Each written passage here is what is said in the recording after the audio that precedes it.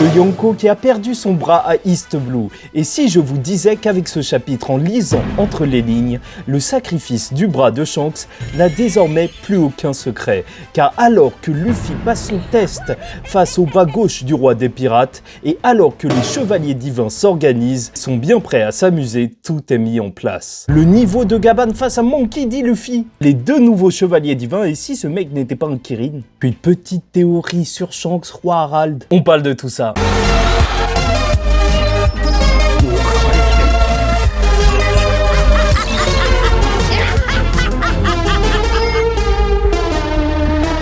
Mesdames et messieurs, ici Chage et on se retrouve aujourd'hui pour la review du chapitre 1140 de One Piece, nommé Copper Gaban. Et bien sûr en cover, on retrouve l'histoire de Yamato avec Ulti qui est martyrisé, donc qui s'inquiète pour Page One. Bon, ça sent pas l'alliance et la reformation de l'équipage de Kaido pour l'instant, mais Yamato va tout fracasser, c'est sûr, en attendant qu'il se passe quelque chose d'énorme sur Wano. Et bien entendu, n'hésitez pas à liker ou disliker la vidéo, commenter, donner votre avis en commentaire et vous abonner si vous n'êtes pas encore abonné. D'ailleurs, il y a une grosse vidéo qui est sortie sur la chaîne principale sur IQ pour ceux que ça intéresse, et si vous n'avez pas regardé, normalement ça va vous hyper. Et commençons tout de suite par Gaban, le bras gauche royal face à Luffy.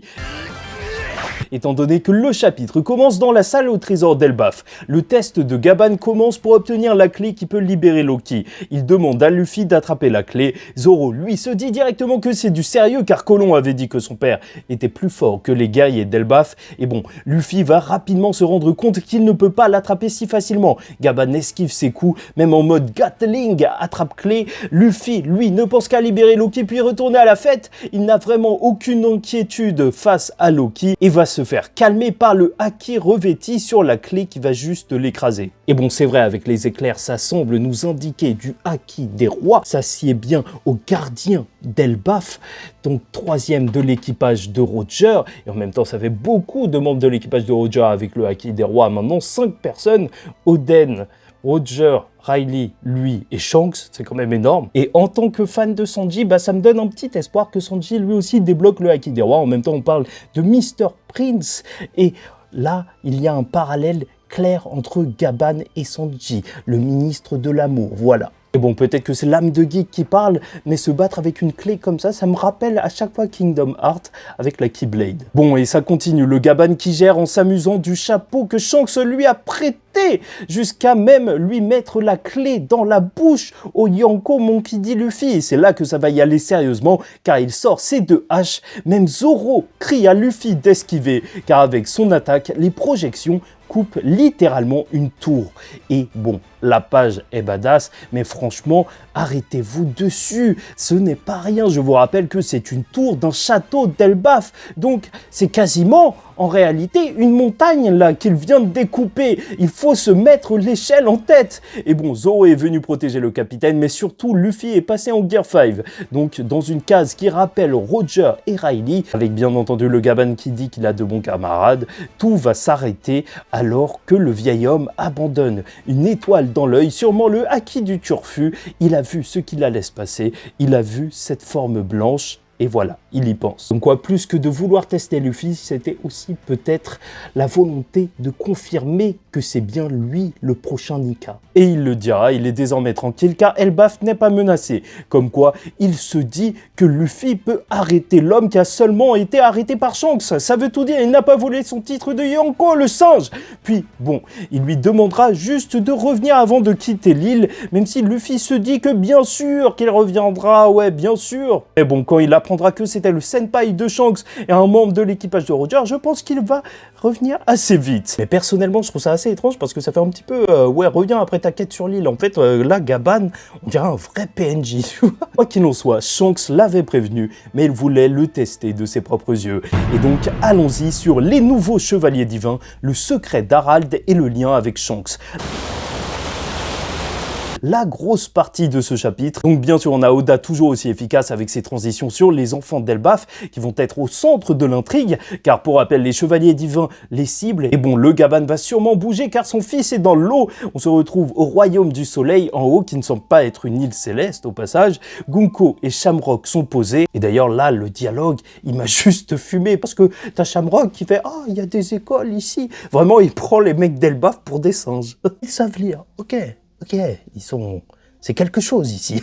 Bref, Gunko va invoquer des alliés via le cercle, toujours aussi fou que personne ne remarque des éclairs comme ça dans le ciel. C'est Saint Somers et Saint Gillingham qui arrivent, les deux chevaliers divins les plus à l'ouest. Je pense qu'ils les ont appelés parce qu'il n'y avait personne d'autre, parce que t'en as un qui s'apprêtait à sortir dans les abysses, quoi que cela signifie, et le mec de la famille de Shepherd, bah il est en slip. Ça se voit qu'ils viennent tous les deux de se réveiller, on dirait une réunion sur Zoom à 9 h. Et bien sûr, plusieurs choses à dire sur leur forme. Celui qui ressemble à un dragon, donc on nous a dit via les leakers de base que c'était un Kirin, mais rien n'est confirmé. Après, il a des nuages blancs autour de lui. Est-ce qu'il y a une différence avec ceux qui ont un Zoan éveillé avec des nuages noirs? Est-ce que, en fait, les nuages noirs, ça veut dire que l'éveil a été forcé, les nuages blancs, ça veut dire que c'est un vrai éveil? Je sais pas. En même temps, il est tout le temps en forme hybride même. Ça voudrait dire qu'il serait fatigué. Est-ce que Luffy pourrait toujours rester en Gear 5? En même temps, lui, il met du haki dans son gear. Enfin bref, on remarquera que son nez est tellement gros qu'il a besoin d'un masque en plus de la bulle pour respirer, enfin plutôt ne pas respirer l'air des êtres humains, un véritable dragon céleste. Et qui sait, je tiens à vous le dire, peut-être que ce ne serait pas un Kirin. Oui, ce serait incroyable d'avoir un autre fruit mythologique, mais ça pourrait aussi bien être quelque chose de plus banal, comme juste un hippocampe, ou si Oda veut s'auto-référencer, donc avoir un fruit par rapport à une créature de son propre univers, les Yagara, donc ces créatures qui se retrouvaient à Water 7. Dans tous les cas, on l'aura vu avec un trident, donc sûrement qu'il contrôle de l'eau, c'est pour ça que je pense à un hippocampe, ou qu'il fait quelque chose qui ressemble à de l'eau, et l'autre, bien sûr, le Shepherd, a une épée avec des épines. Donc, est-ce qu'il absorbe le sang? Est-ce qu'il se bat avec des roses ou je sais pas quoi? Qui sait? Les deux sont choqués d'être arrivés sur Elbaf, une terre qui n'est pas affiliée au gouvernement mondial. Et même si Shamrock, lui, doit rentrer, parce que bien entendu, la situation à Marijoa est critique, reste à voir ce qu'il peut faire pour débloquer la situation. Si Shamrock va affronter les révolutionnaires qui bloquent les vivres, bah on leur ordonne de kidnapper les enfants d'Elbaf et de les ramener en Terre Sainte, sauf qu'ils n'ont pas de marque de téléportation. On en parle en détail juste après, mais donc ils devront prendre le bateau pour les ramener jusqu'à Marijoa. Shamrock le dira, il veut transformer ça en jeu. Donc, est-ce que c'est un nouveau God Valley qui va se reproduire? En même temps, on n'a pas eu de réel flashback de God Valley, donc ce serait un moyen assez efficace pour Oda de nous montrer à quoi ressemblent les jeux donc des chevaliers divins. Est-ce que tout le monde va se réunir à Marijoa pour la bataille finale et donc libérer ses enfants du kidnapping? Est-ce que Gaban va laisser son enfant être kidnappé? Même Luffy va laisser des enfants être kidnappés sur l'île où il se trouve? On le verra bien. Mais bon, déjà, commençons par parler du roi Harald, parce qu'encore une fois, son mystère s'épaissit. Alors Shepherd nous aura lâché une petite phrase comme ça, il aura demandé si on l'a appelé pour visiter la tombe du roi Harald, comme quoi vraiment il y a un lien entre les chevaliers divins et Harald. Est-ce qu'il a pactisé avec eux? Est-ce que c'est eux qui l'auraient tué et Loki qui se serait retrouvé en tant que bouc émissaire? Moi je pense réellement qu'il y a eu un pacte avec le roi Harald, sinon en fait c'était à leur avantage que justement il y ait un roi pacifique, donc ils n'auraient pas forcément voulu le tuer. Et vu qu'on nous a pas montré tout le flashback de ce qu'il s'est passé, on nous a rien montré du tout, et que le vieux a une épée dans la tête, sûrement qu'on nous cache des choses. Moi j'ai hâte de revoir le roi Harald sortir avec une bulle sur la tête. Au niveau de Shanks, c'est là que vous allez trouver peut-être que ma théorie va un petit peu loin, mais je trouve que c'est intéressant à explorer. N'hésitez pas à me dire ce que vous en pensez. Bien sûr, on aura remarqué que Gunko a fait la gênée alors que elle porte pas de pantalon quand Shepherd est arrivé en slip. Mais au-delà du comics, si Oda nous a montré ça, c'est bien peut-être pour nous montrer la marque de téléportation, un tatouage qui était sur le bras gauche de Shepherd, ce qui force même la téléportation des chevaliers divins et peut-être des membres du Gorosei. Et qui sait si cette marque est donnée par le gouvernement ou directement par Imu, mais on peut se demander donc si cette marque est tout le temps sur le bras gauche. Et si c'est tout le temps sur le bras gauche, on nous aura dit que Shanks n'est parti qu'une seule fois en Terre Sainte à Marijoa.